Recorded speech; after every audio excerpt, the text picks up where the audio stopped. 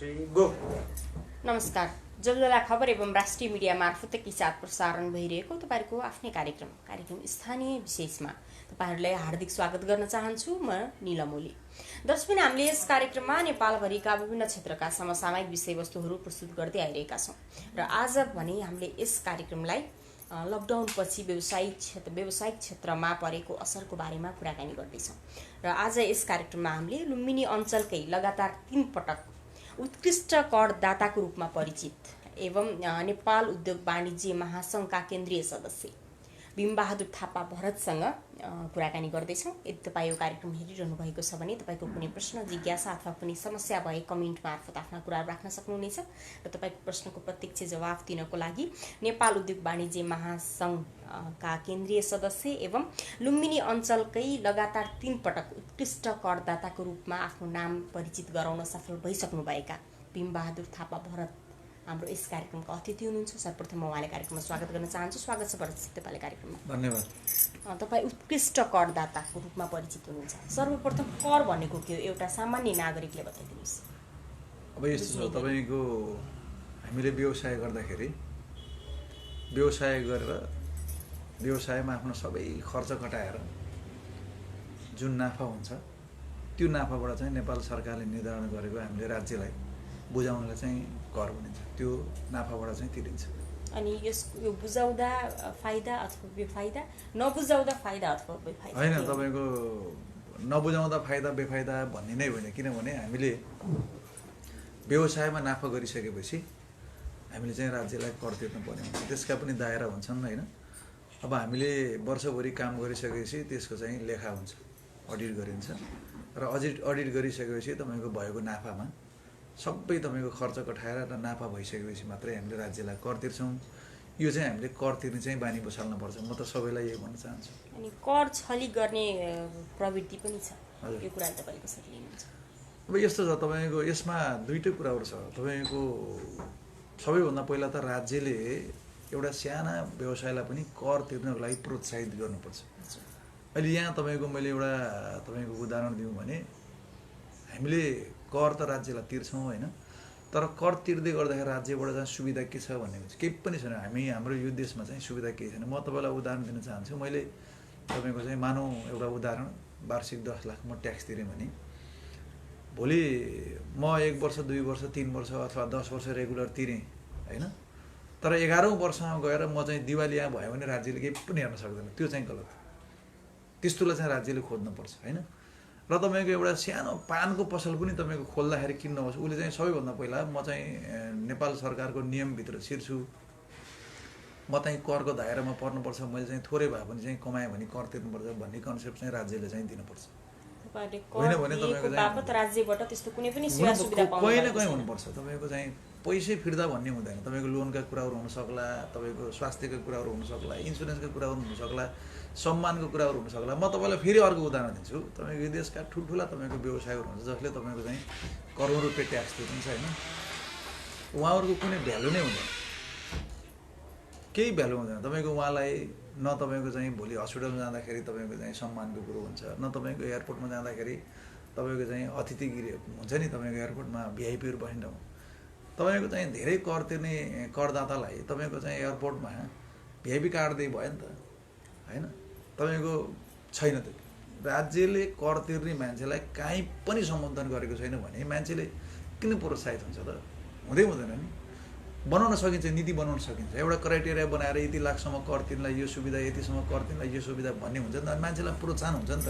तपाईको भनेको मतलब कर छली गर्नुको कारण यही हो जस्तो लाग्छ।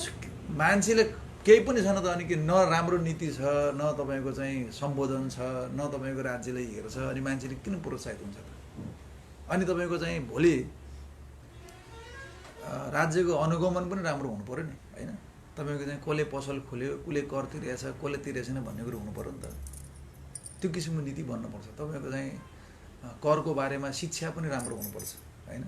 अब सरकारले शिक्षा त किन दिन्छ र? तपाईँको कुनै सुविधै छैन कर। अरू देशमा कर तिर्नलाई हेर्नु न, फेसिलिटी कति हुन्छ। हामी कहाँ सुरुवात पनि छैन। त्यो भएको राज्यले कर उठाउने भने तपाईँको चाहिँ तिर्छन् व्यवसायले कर, त्यसमा कुनै अहिले पनि तपाईँ हेर्नुहोस्, यस्तो बेलामा पनि मलाई लाग्छ यस्तो अप्ठ्यारो परिस्थितिमा पनि जबरजस्ती तपाईँको चाहिँ लकडाउनका बावजुद पनि व्यवसायहरू खोलियो होइन, सार्वजनिक यातायातहरू खुले, सबै खुले, तर राज्यले चाहिँ कर उठाउने उद्देश्य मात्रै देखियो। यस्तो तपाईँको चाहिँ अप्ठ्यारोमा पनि ब्याङ्कका तपाईँको चाहिँ असुलीका कुरा हेर्नुभयो भने, राज्यले कर असुलीका कुरा हेर्नुभयो भने, भ्याटकै पनि कुरा हेर्नुभयो भने धेरै ठुलो राशिमा चाहिँ उठिएको छ। धन्य मलाई लाग्छ 8 अर्बभन्दा बढी पैसा उठिएको छ यो राज्यमा होइन। यस्तो भनेपछि त नेपाली व्यवसायले त कर तिर्छ त। तर यसमा अझै राज्यहरू संवेदनशील हुनुपर्छ। तपाईँको चाहिँ हाम्रो नेपालमा के छ भने 5 वर्ष 7 वर्ष चाहिँ कारोबार गरेर उसले अलिकति मिस्टेक गरे भने उसको उद्योगै बन्द गरिदिन्छ, त्यस्तो होइन नि। नीतिले उसलाई चाहिँ तपाईँको चाहिँ फेसिलिटी पनि दिनुपर्छ, उसको तपाईँको इतिहास हेर्नुपर्छ। तर हामी कहाँ चाहिँ ठुल्ठुला उद्योगहरू करका कारणहरू बन्द भएको अवस्था छ। राज्यले त्यस्तो चाहिँ गर्नु हुँदैन। विकसित मुलुकहरूमा व्यक्तिले कर तिरेकै आधारमा त्यही कुराले निर्धारण गरेर भिआइपी भिभिआइपी कोटा छुट्याइन्छ हो।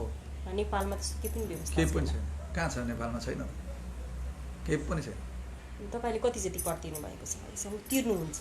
अब मेरो त ठ्याक्कै हिसाब गर्नुपर्छ। हामीले अन्तर्राष्ट्रिय कार्यालय बुटोलमा कर तिर्छौँ होइन। अब म चाहिँ त्यति ठुलो व्यवसाय पनि होइन, सायद यो हामीले अन्तर्राष्ट्रिय कार्यालय बुटोलमा यो साना करदाता भन्छ यसलाई। अब मजौला चाहिँ तपाईँको काठमाडौँ पर्छ, ठुला पनि त्यहीँ छ होइन। साना करदातामा मैले चाहिँ 3 वर्षसम्म यो सेवाको सेक्टर हुन्छ, यो उद्योगहरू त मजौलातिर पर्छन् होइन। हामी यो साना करदाताको हिसाबमा बुटोलमा चाहिँ म 3 वर्षसम्म मेरो सेक्टरबाट चाहिँ म उत्कृष्ट करदाता भएको थिएँ। त्यो समयमा कति कर तिर्नुभयो?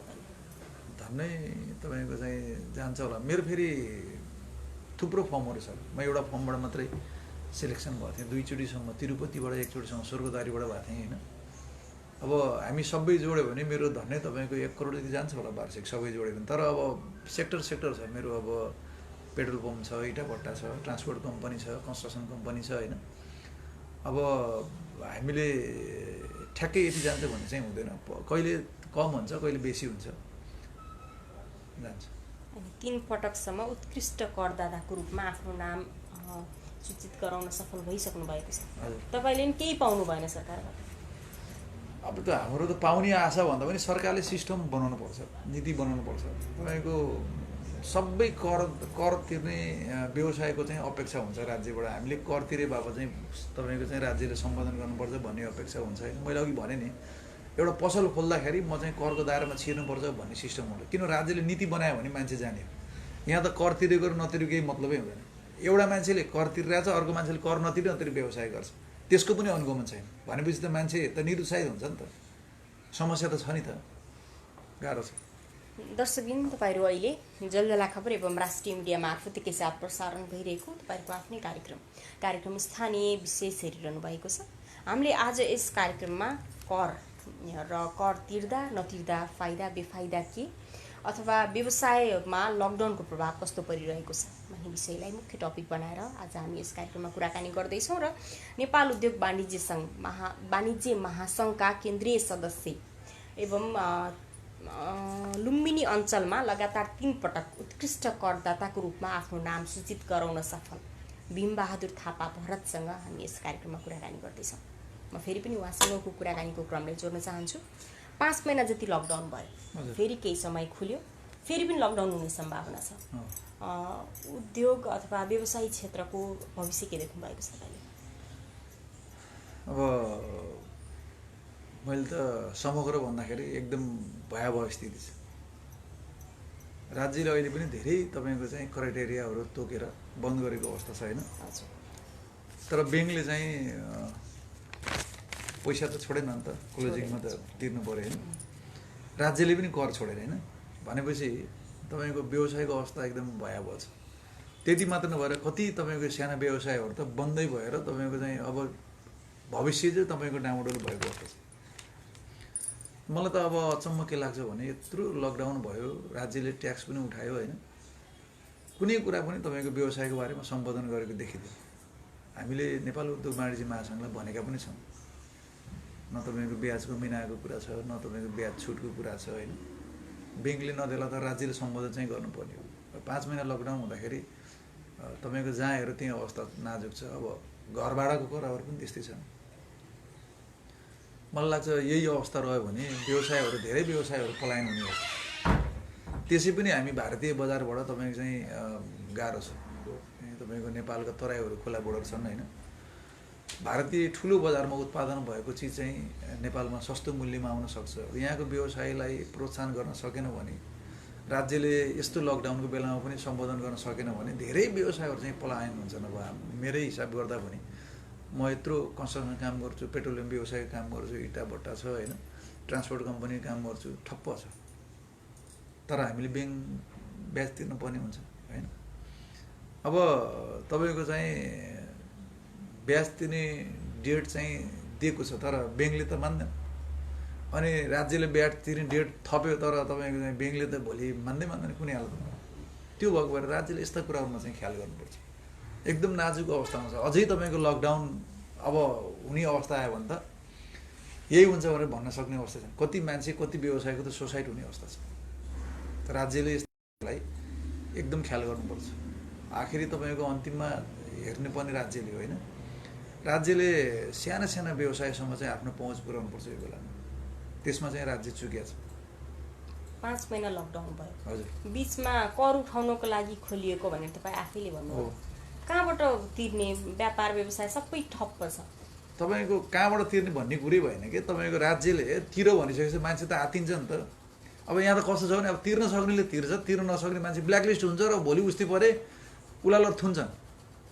अब नेपालको नीति यही हो, एकदम गाह्रो छ, एकदम नाजुक अवस्था, धेरै नाजुक अवस्था छ। मान्छेले सोच्नै सकेछन् यो तपाईँको लकडाउन थपिँदै गयो भने र राज्यले चाहिँ तपाईँको चाहिँ व्यवसायलाई कुनै क्षेत्रबाट चाहिँ संरक्षण गरेन भने सोच्न नसक्ने हुनसक्छ।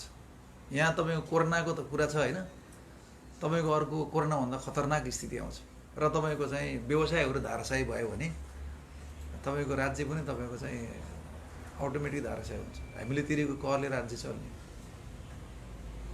नेपालको व्यवसायले तिरेको करले राज्य चल्छ। तपाईँको चाहिँ निजी क्षेत्र हो नेपाल सरकारको मेरुदण्डै भने मलाई लाग्छ कुनै यो सरकारले किन यस्तो सम्बोधन गर्न सकेन, यो बुझ्नै नसक्ने कुरा हो। यो चाहिँ दुर्भाग्य हो। मेरो सरकारलाई मेरो के होइन, मेरो त तपाईँको हामी नेपाल उद्योग वाणिज्य महासङ्घ प्रदेश नम्बर 5 हामी छौँ होइन। हामीले राज्यलाई त्यही हो तपाईँको ब्याङ्कका ब्याजका कुराहरूमा, ब्याङ्कका किस्ताकै कुराहरूमा होइन, तपाईँको चाहिँ राज्यले व्यवसायलाई सम्बोधन गर्ने क्षेत्रमा चाहिँ हेर्नुपर्छ, तपाईँको प्याकेज ल्याउनुपर्छ। हामी भनेको छौँ। अन्त्यमा के भन्न चाहनुहुन्छ? हामी एकदम अप्ठ्यारो परिस्थितिमा छौँ।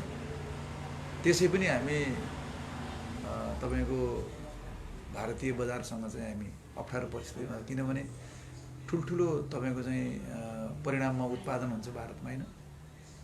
नेपालमा धेरै व्यवसायहरू आत्मनिर्भर बन्दै गर्न खोज्दा पनि नेपाल सरकारको नीतिले गर्दाखेरि गाह्रो छ। त्यो भएको भएर हामीले विदेशी लगानी भित्राउने भन्छौँ। म यहाँहरूको मिडिया मार्फत म के भन्न चाहन्छु भने नेपाल सरकारले नीति राम्रो बनायो भने नेपालीले ठुल्ठुला इन्डस्ट्री लगाउन पनि सक्षम छ। हामीले विदेशी लगानी भनेर भन्न पर्ने अवस्था छैन, किनभने तपाईँले हेर्नुभयो भने पछिल्लो समयमा नेपालीहरूको लगानीमा ठुल्ठुला उद्योगहरू खुलेको अवस्था छ। त्यो भएको भएर हामीले यही नेपालकै उद्योगी व्यवसायलाई संरक्षण गर्नुपर्छ। नेपाल सरकारले यो लकडाउनलाई ख्याल गरेर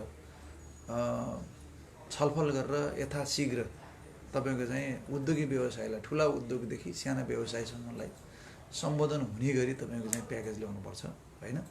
अब कतिपय व्यवसायहरू त घरबाल तिर्नै नसकेर बन्द हुने अवस्थामा छन्। अनि अब घरबाल मिनाको कुरा आउँदाखेरि त्यो घरबेटीले लोन लिएर घर बनाएको पनि हुनसक्छ। समस्या त जता हेर त्यति छ। त्यो भएको भएर नेपाल सरकारले चाहिँ एउटा यस्तो योजना ल्याउनुपर्छ जसले ठुला उद्योगदेखि तपाईँको चाहिँ साना व्यवसायसम्मलाई सम्बोधन हुने किसिमको एउटा चाहिँ राहतको प्याकेज ल्याउनुपर्छ। म यहाँहरूको मिडिया मार्फत नेपाल सरकारलाई यही आह्वान गर्न चाहन्छु।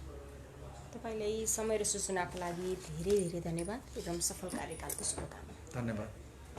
दर्शकबिन, उहाँ हुनुहुन्थ्यो नेपाल उद्योग वाणिज्य महासङ्घका केन्द्रीय सदस्य एवं लुम्बिनी अञ्चलकै लगातार 3 पटक उत्कृष्ट